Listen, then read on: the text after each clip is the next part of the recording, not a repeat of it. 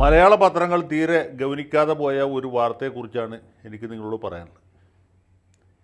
അത് 1992 കുപ്രസിദ്ധമായ Ajmer sex scandal എന്ന് പറഞ്ഞ മഹാസംഭവത്തിൽ അവശേഷിച്ച 6 പ്രതികൾക്ക് വിചാരണ കോടതി ജീവപര്യന്തം കഠിന തടവും 5 ലക്ഷം രൂപ വീതം പിഴയും വിധിച്ചു എന്നുള്ളതാണ്.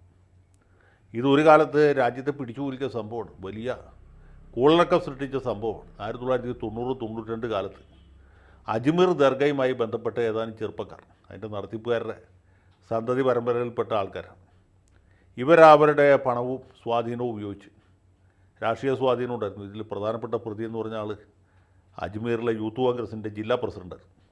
അപ്പോൾ അങ്ങനെ ഔദ്യോഗികമായ സൗകര്യങ്ങളും സാഹചര്യങ്ങളും പണവും ഉപയോഗിച്ച് സ്കൂൾ വിദ്യാർത്ഥികളെയും അത്യാവശ്യം കോളേജ് കുമാരിമാരെയും ആകർഷിച്ച് പ്രലോഭിപ്പിച്ചും ഭീഷണിപ്പെടുത്തി അവരുടെ ചിത്രങ്ങളെടുത്തും ബ്ലാക്ക് മെയിൽ ചെയ്തുമൊക്കെ ഏതാണ്ട് 100-ലധികം പെൺകുട്ടികളെ പീഡിപ്പിച്ചു എന്നുള്ളതാണ്. അത് വലിയ വിവാദമുണ്ടാക്കിയ സംഭവമാണ്. ഇത് ഏതാണ്ട് ഒരു കൊല്ലത്തിന് ശേഷം പോലീസുകാർക്ക് അറിയാമായിരുന്നു. പോലീസ് മേധാവി അടക്കം അറിഞ്ഞിട്ട് ഒരു നടപടി എടുത്തില്ല. കാരണം ഇവർക്ക് വലിയ രാഷ്ട്രീയ സ്വാധീനമുണ്ട്, സമുദായ പിന്തുണയുണ്ട്, അതിനേക്കാൾ ഉപരി പണമുണ്ട്. ഇത്രയും 3 സൗകര്യങ്ങളോട് ഒത്തുചേർന്നാൽ ആ ചെറുപ്പക്കാർക്കെതിരെ നടപടിയെടുക്കാൻ ഏത് പോലീസുകാരും പഠിക്കും. അങ്ങനെ പോലീസ് ഈ കാഴ്ചയും കണ്ട് ഇങ്ങനെ നഖം കടിച്ച് നിൽക്കുന്നതിനിടയ്ക്ക് സ്ഥലത്തെ ഒരു പ്രാദേശിക പത്രപ്രവർത്തകൻ്റെ ശ്രദ്ധയിൽ ഈ കാര്യപ്പെട്ടു. അത് തന്നെ പെട്ടത് ഈ പെൺകുട്ടികളാരും പരാതി പറഞ്ഞിട്ടില്ല. അവർക്ക് പരാതി പറയാൻ പറ്റുമായിരുന്നില്ല. കാരണം അത്ര വലിയ ഭീഷണിയാണ്, അത്ര വലിയ ശക്തമായ റാക്കറ്റാണ് മറുഭാഗത്തുള്ളത്. ഇത് ഇവരുടെ ഫോട്ടോ എടുത്തത് അവിടുത്തെ ഏതോ പ്രാദേശികമായ ലാബിൽ ഡെവലപ്പ് ചെയ്യാൻ കൊണ്ടുപോയപ്പോൾ ലാബുകാർ അവരിതൊരു സൗകര്യമായിട്ട് എടുത്ത് അവരും ഇതിൻ്റെ പ്രിൻ്റ് എടുത്തു. അവരത് വെച്ച് പെൺകുട്ടികളെ ഭീഷണിപ്പെടുത്താനും ബ്ലാക്ക് മെയിൽ ചെയ്യാനും തുടങ്ങി.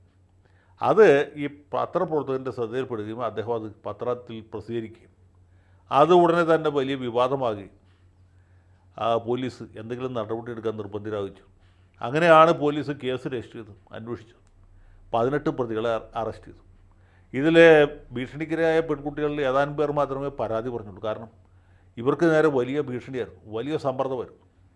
അതിഭയങ്കരമായ ഭീഷണിയും സമ്മർദ്ദവും കാരണം മിക്കവരും തന്നെ പരാതി കൊടുക്കാൻ കൂട്ടാക്കിയില്ല.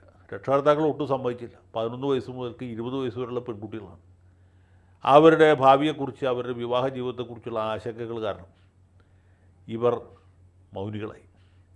ഏതാനും പേർ പരാതി കൊടുത്തു. പക്ഷേ പരാതി കൊടുത്തവർക്ക് തന്നെ അധികം പേർക്ക് ഉറച്ചു നിൽക്കാൻ പറ്റിയില്ല. പലരും അടുത്ത ഘട്ടത്തിൽ പരാതിയിൽ നിന്ന് പിന്മാറി. ഞങ്ങൾക്ക് പരാതിയില്ല, ഞങ്ങൾ തെറ്റിദ്ധാരണയുടെ പുറത്ത് പരാതി കൊടുത്താണ് എന്നൊക്കെ പറഞ്ഞ് പിന്മാറി. അങ്ങനെ ഏതാനും പേർ മാത്രമേ ഇതിൻ്റെ രംഗത്ത് അവശേഷിച്ചു. അതിൽ തന്നെ 6-7 പേർ പിന്നീട് ആത്മഹത്യ ചെയ്യേണ്ടതായിട്ട് പോകും. അത്ര ഭയങ്കരമായി. ഇത്രയും ഭയാനകമായ പീഡനം നടന്നു. അതിനുശേഷം പോലീസ് അന്വേഷണം എന്ന പേരിൽ പിന്നെയും ഇവരെ പല രീതിയിലും നരകിപ്പിച്ചു. പ്രാദേശിക പത്രങ്ങളും ഈ ടാബ്ലോയിഡുകളുമൊക്കെ ഈ പെൺകുട്ടികളുടെ ഫോട്ടോ സഹിതം വെച്ച് വാർത്തു കൊടുത്തു. അവരൊക്കെ ഈ ലാബിൽ നിന്നും ഇതിൻ്റെ പടങ്ങൾ സംഘടിപ്പിച്ച്, കാരണം പ്രതികൾക്ക് അത്ര സ്വാധീനമുണ്ട്. പ്രതികളുടെ താല്പര്യപ്രകാരം ഈ പെൺകുട്ടികളൊക്കെ വളരെ വഴിപഴച്ചവരാണെന്നും ഇവരെ പാവപ്പെട്ട ചെറുപ്പക്കാരെ പീഡിപ്പിക്കുകയായിരുന്നു എന്നൊക്കെ പറഞ്ഞ് നിരപരാധികളെ കള്ളക്കേസിൽ കുടുക്കി എന്നൊക്കെ പറഞ്ഞ് വാർത്ത കൊടുത്തു. അങ്ങനെ ഇത് ഒരുപാട് കാലം നീണ്ടുനിന്നു. അവസാനം 18 പ്രതികളെ പോലീസ് വളരെ കഷ്ടപ്പെട്ട് ബുദ്ധിമുട്ടി അറസ്റ്റ് ചെയ്തു. അവരെ വിചാരണയ്ക്ക് കൊണ്ടുവന്നു. വിചാരണക്കിടയ്ക്ക് 6 പേര് ഒളിച്ചോടി. ആ 6 പേരാണ് ഇപ്പോൾ വിചാരണയ്ക്ക് വിധേയരായത്. മറ്റുള്ള ആളുകളെ വിചാരണ ചെയ്തു. അതിൽ 4 പേരെ ഹൈക്കോടതി വെറുതെ വിട്ടു. അവരെല്ലാവരെയും തന്നെ, ഈ വിചാരണയ്ക്ക് വിധേയരായ ആളുകളെല്ലാം തന്നെ വിചാരണ കോടതി ജീവപര്യന്തത്തിന് ശിക്ഷിച്ചു. ഹൈക്കോടതി 4 പേരെ വെറുതെ വിട്ടു. ബാക്കിയുള്ളവരെ ശിക്ഷ ശരിവെച്ചു. അതിനിടയ്ക്ക് ഒരു പ്രതി ആത്മഹത്യ ചെയ്തു. വേറൊരു പ്രതിക്ക് ഭ്രാന്തായി. അയാൾ മനോരോഗ ആശുപത്രിയിൽ അഭയം തേടി. ബാക്കി പ്രതികളുടെ സുപ്രീം കോടതിയിൽ ചെന്നപ്പോൾ സുപ്രീം കോടതിയിലെ ജഡ്ജിമാർ വലിയ കരളലിവുള്ളവരാണ്. ഇപ്പോൾ സുപ്രീം കോടതി സ്ത്രീ സുരക്ഷയെക്കുറിച്ചൊക്കെ ഗർജിക്കുന്നത് നിങ്ങൾ കേട്ടില്ല.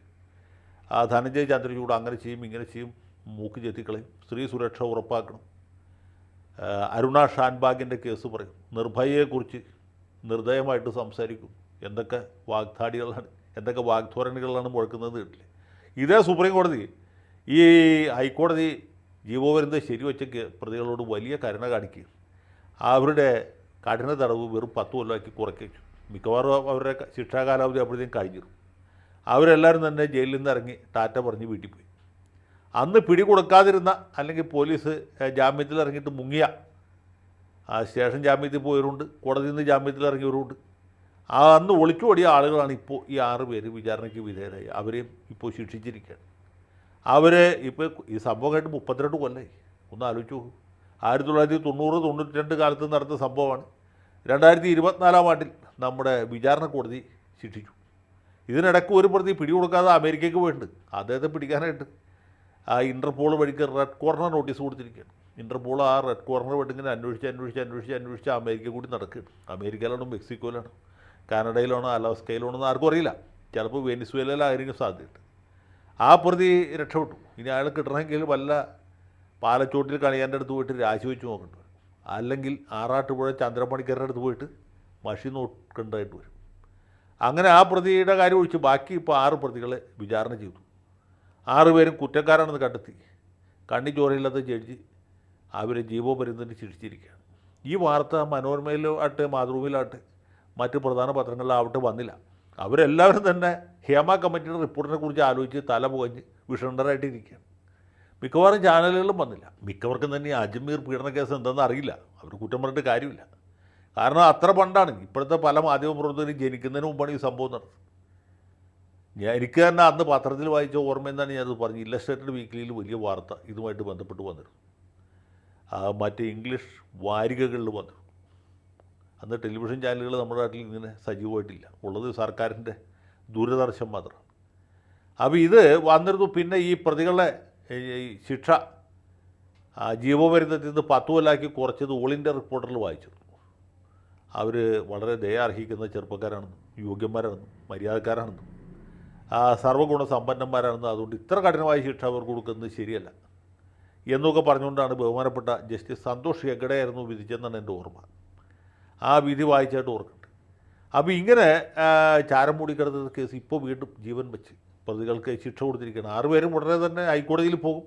ഹൈക്കോടതി ദയാമസൃണമായിട്ട് ഇവരോട് പെരുമാറും. മിക്കവാറും ഹൈക്കോടതി തന്നെ 10 കൊല്ലമാക്കി കൊടുക്കും. അതുപോലെ 5 ലക്ഷം രൂപ വീതം പിഴ കൊടുക്കാനും പറഞ്ഞിട്ടുണ്ട്. ആ പിഴയും എന്തെങ്കിലും ഇളവ് ചെയ്ത് കൊടുക്കുമെന്നാണ് ഞാൻ വിചാരിക്കുന്നത്. ഏതായാലും സുപ്രീം കോടതി ചെല്ലുമ്പോഴത്തേക്കും ഇവർ മിക്കവരും മരിച്ചു കാണും. ഇരകളുടെ കാര്യം അതിലും കഷ്ടമാണ്. അവർക്ക് സർക്കാരിൽ നിന്ന് നഷ്ടപരിഹാരം കൊടുക്കണം എന്ന് ജഡ്ജി വിധിച്ചിട്ടുണ്ട്. സർക്കാരിൻ്റെ കയ്യിൽ കാശില്ലെന്ന് നമുക്ക് എല്ലാവർക്കും അറിയാം.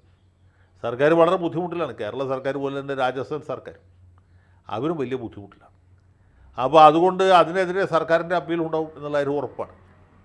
ഇനി ഇതിലെ കൗതുകകരമായിട്ടുള്ള കാര്യം അല്ലെങ്കിൽ നിർഭാഗ്യകരമായിട്ടുള്ള കാര്യം എന്ന് വെച്ചാൽ അന്ന് പീഡനത്തിനിരയായ അധികം പേരും പുറത്ത് പറഞ്ഞില്ലല്ലോ. ഈ പുറത്ത് പറഞ്ഞവർ അല്ലെങ്കിൽ കോടതിയിൽ സാക്ഷി പറയാൻ പോയ പെൺകുട്ടികൾ തന്നെ ഇപ്പോൾ വിവാഹിതരായി അവരുടെ മക്കളുടെ കല്യാണം കഴിഞ്ഞു. ചിലരൊക്കെ അമ്മൂമ്മമാരായി എന്നവർ. ഇപ്പോഴാണ് അതിൻ്റെ വിധി വന്നത്. ഏതായാലും ഇപ്പോഴെങ്കിലും വന്നല്ലോ. ഇവർ മരിക്കുന്നതിന് മുമ്പ് ഒരു വിധി വന്നതിൽ നമുക്ക് എല്ലാവർക്കും ആശ്വസിക്കാം. നമ്മുടെ നാട്ടിലെ നീതിന്യായ സംവിധാനം ഏതാണ്ട് ഈ രീതിയിലാണ്. പോലീസ് സംവിധാനവും ഇതുപോലെയാണ്. രാഷ്ട്രീയവും സ്വാധീനവും പണവും മറ്റ് സൗകര്യങ്ങളും ഉള്ളവർക്ക് ആരെയും പീഡിപ്പിക്കാം, എന്ത് ചെയ്യാം. അതിനിപ്പോൾ ഹേമ കമ്മിറ്റിയുടെ റിപ്പോർട്ട് വേണമെന്നില്ല, കാൽക്കട്ടയിലെ ഡോക്ടറുടെ സ്ഥിതി വേണമെന്നില്ല, നിർഭയ കേസായിരിക്കണമെന്നില്ല. ഏത് കേസിലും സംഭവിക്കാവുന്ന കാര്യം തന്നെയാണ് അജ്മീറിൽ സംഭവിച്ചിട്ടുള്ളത്. അപ്പോൾ അജ്മീർ 1992 എന്ന് പറയുന്ന ഒരു വലിയ ഓർമ്മപ്പെടുത്തലാണ്. മലയാള പത്രങ്ങൾ മറന്നുപോയ കാര്യമാണ്. ഇംഗ്ലീഷ് പത്രങ്ങളിലും അങ്ങനെ കാര്യമായ വാർത്ത വന്നില്ല. ഹിന്ദുസ്ഥാൻ ടൈംസിൽ, ടൈംസ് ഓഫ് ഇന്ത്യയിലൊക്കെ ചെറിയ വാർത്തകൾ ഞാൻ ശ്രദ്ധിച്ചു. മിക്കവാറും മാധ്യമങ്ങൾ വിസ്മരിച്ച് കളഞ്ഞ ഒരു കേസാണ്. ഇങ്ങനെയും ചില സംഭവങ്ങൾ നമ്മുടെ നാട്ടിൽ നടക്കുന്നുണ്ട്. ഹത്രാസും ഉന്നാവോയും മാത്രമല്ല, അജ്മീർ കൂടി ചേർന്നാണ് നമ്മുടെ വിഖ്യാതമായ പീഡന ചരിത്രം എന്ന് ഓർമ്മിപ്പിക്കാൻ വേണ്ടി ഈ അവസരം വിനിയോഗിക്കുകയാണ്. ജയ് ഹിന്ദ്.